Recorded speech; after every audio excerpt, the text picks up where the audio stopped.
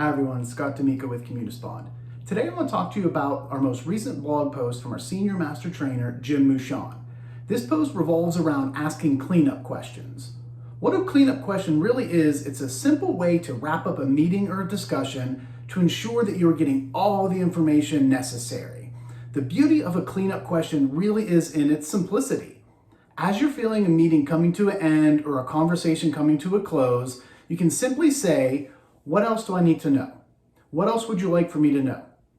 And it's very important to note the phrasing of that question. Asking it as what else rather than is there takes it from a closed question to an open question. I'm sure a lot of us have been in meetings before or in conversations before where somebody wraps up, perhaps the leader of the meeting, they're gathering their belongings, like anything else, and they're standing up. When you do it like that, you're really signaling to the other person that you're not too concerned, you really don't care much about what they have to say. But by taking the time to say, what else would you like for me to know? What else do I need to know? It's an open-ended question. Oftentimes it will cause the other person to pause a little bit, think, and typically you get a lot of valuable information from that question.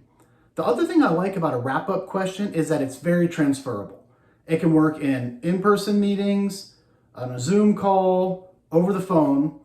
And the really great thing is you can use this both at work and at home. I use cleanup questions a lot when talking with my kids about school.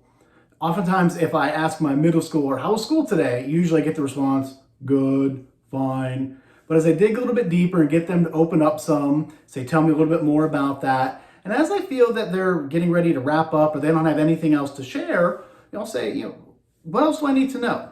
Oftentimes, if maybe they had a bad day or they didn't do well on a test, when I ask that question at the end, I usually get some pretty good information. Maybe they didn't study as well as they should have, or they didn't take advantage of all the resources, or they're just really struggling with an understanding of that subject overall. And it helps me to better understand how I can help them.